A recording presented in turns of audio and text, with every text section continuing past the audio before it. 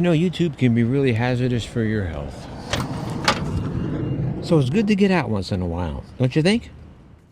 So having your own YouTube channel is a lot like flying on a flight from, say, Hong Kong to Los Angeles or Sydney to New York. You're sitting for hours and hours. But only when you have a YouTube channel, the flight never ends. It's like a 5-year flight where you never get out. So it's not good for you. So I decided to get out. And I'm downtown here in San Diego. That's the Midway behind me. Sure you get a chance to get down here. It is a wonderful place to visit.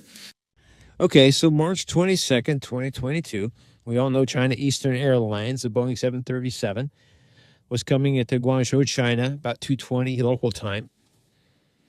29,000 feet. Suddenly, without warning, the plane went into a dive. Steep dive. It looked like the pilots were struggling to regain control of the aircraft. All the way down to about 7,000 feet, as a matter of fact.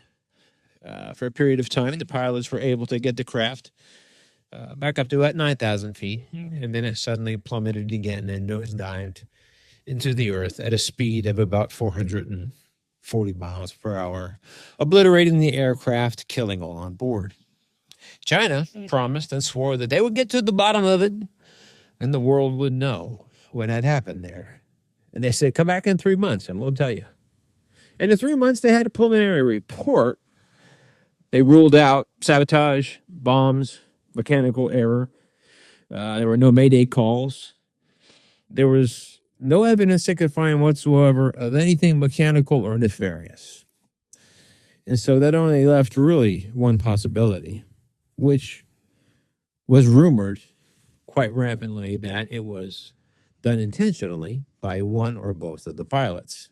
You would think one, because it appeared there was a struggle for control of the aircraft.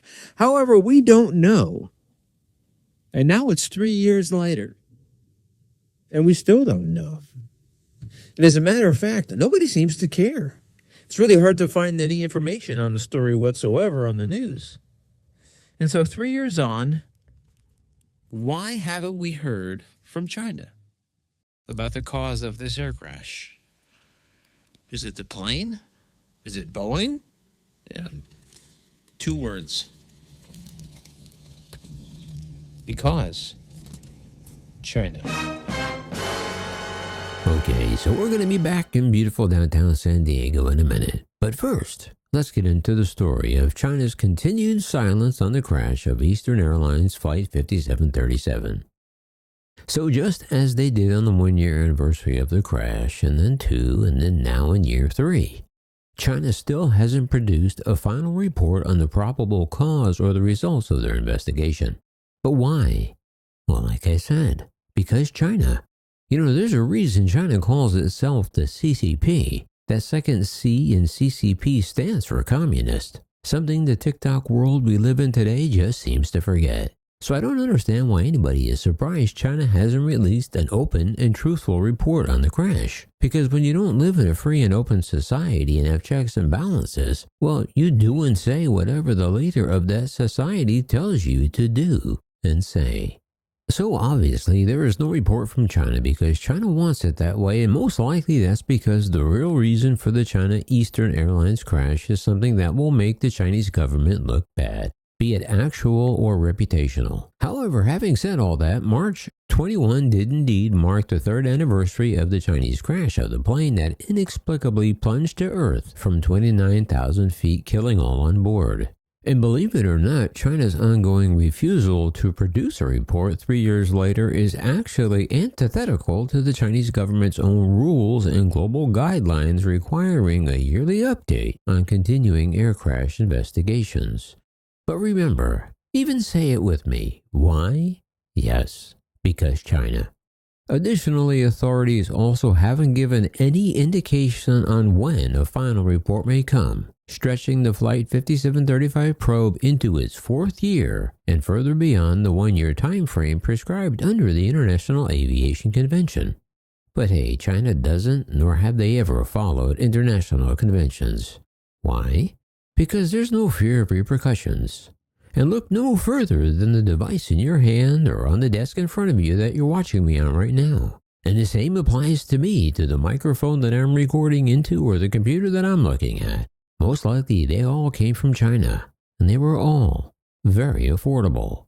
Okay, maybe not the microphone because, that wasn't cheap. But you get the idea.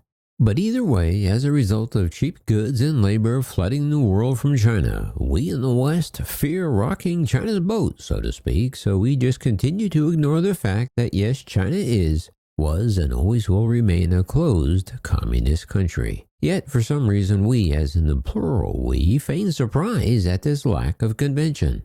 But to be fair, it isn't only the Chinese who are dragging their feet on final crash reports. According to the IATA, almost half of 268 accidents involving fatalities or major damage between 2018 and the end of 2023 lacked a final report.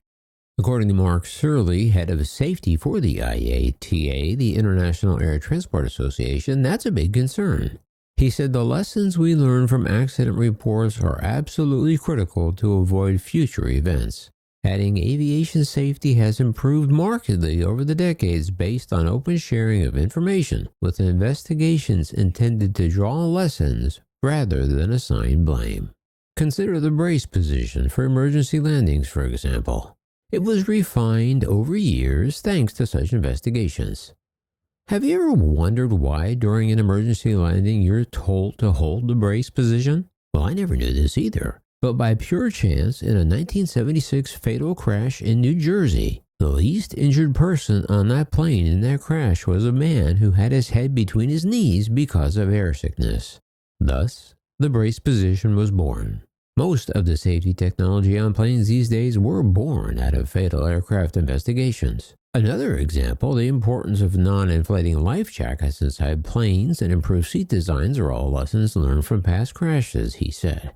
ICAO global guidelines call for an initial report in 30 days and a final one ideally within a year. Failing that, investigators should issue statements on each anniversary. But like I said, we're talking about China. They have their own rulebook. But in a recent paper, IATA and 6 other aviation bodies raised the alarm over delayed or non-existent final reports. And of course, in China, the victims' families have expressed frustration over the delay, saying a conclusion to the probe would bring a sense of closure. In its 2024 disclosure, the Civil Aviation Administration of China said its probe hadn't found any irregularities with the aircraft, its crew, or the ground personnel involved in Flight 5735. Yet that statement conveniently didn't mention any findings from analysis of the aircraft's flight data and cockpit voice recorders. The Wall Street Journal reported in 2022 that according to U.S. officials, flight data indicated that the crash was caused intentionally by pilot control inputs that were put into the Boeing 737 to put it into its fatal nosedive.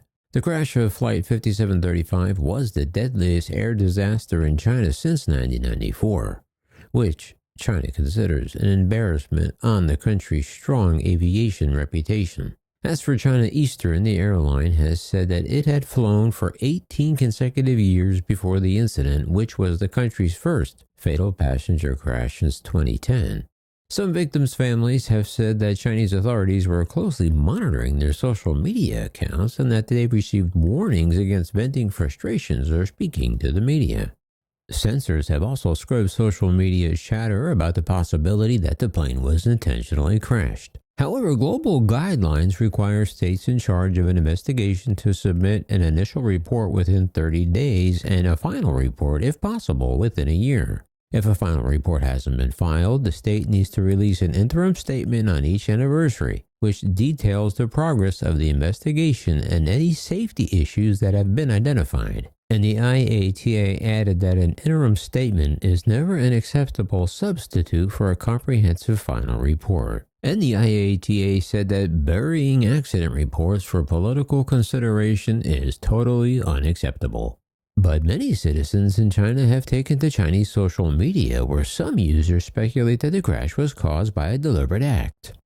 The common social media theme in China is that everything was normal. That means that either people on the plane did it or it was caused by sudden and uncontrollable external forces. But Chinese lawmakers have been reviewing draft amendments to China's civil aviation law, which includes provisions that would ban spreading rumors about civil aviation safety and disrupting the order of civil aviation operations.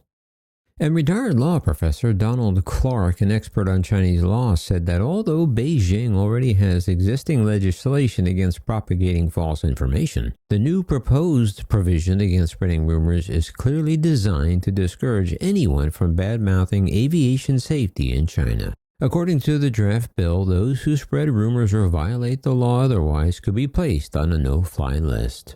In the late Asian hours of Friday, 21 March on the anniversary, some Chinese social media users marked the third anniversary of the crash with comments noting the lack of an interim statement and pledging never to forget the tragedy.